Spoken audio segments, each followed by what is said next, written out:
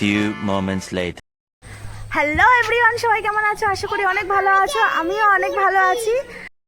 তো বন্ধুরা, আজকের দিনটা বেশ অন্যরকম লাগছে, ভালোই লাগছে। তো আমাদের মা মেয়ের তো মুখ ধোয়া হয়ে গেছে, তো ভাবলাম আজকে একটা ছোট্ট ব্লগ তোমাদের সাথে শেয়ার করা যাক। তো চলো শুরু করি। আজকের দিনটা শুরু হয়েছে 1 কাপ গরম চা দিয়ে।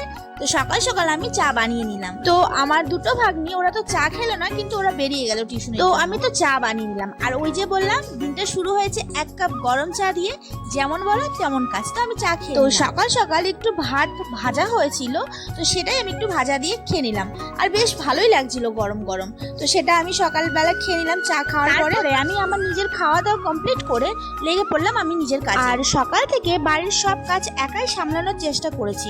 অবশ্য মা একটু সাহায্য করেছে, তাই কাজগুলো অনেকটা সহজ হয়েছে। তো সকালবেলার আমি নিজের মেয়েকে খাওয়ানোর পরে তো বললাম যে চল তোকে একটু পড়াতে বসি, আর আমি নিজেরও কাজটা শেষ করি। আজকে একটু ওয়েদারটা ঠান্ডা আছে, কিন্তু কি করা যাবে, প্রচুর গরমও সেরকম আছে।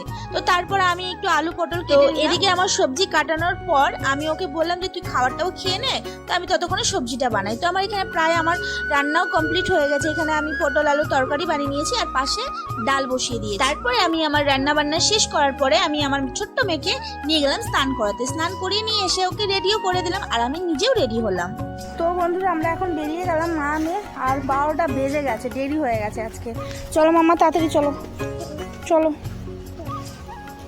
আমরা এসে গেছি, আর প্রচুর গরম লাগছে। ফাইনালি পৌঁছে তো গেছি। এবার ওকে দিয়ে আমি বাড়ি যাবো। বাড়িতে আরো অনেক কাজ আছে।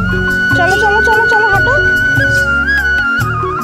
মেয়েকে প্রাইভেটে দিয়ে এলাম। বাড়ি ফিরে বাবা নিয়ে এসেছেন ছোট ছোট মাছ। তারপরে আমি একটা গামলার মধ্যে ঢেলে নিয়ে মাছটাকে আমি আর আমার শাশুড়ি মা মিলে দুজন মিলে মাছটাকে সুন্দর করে কেটে ধুয়ে নিলাম। এরপরে আমার মা সুন্দর করে রান্না করে নিলেন।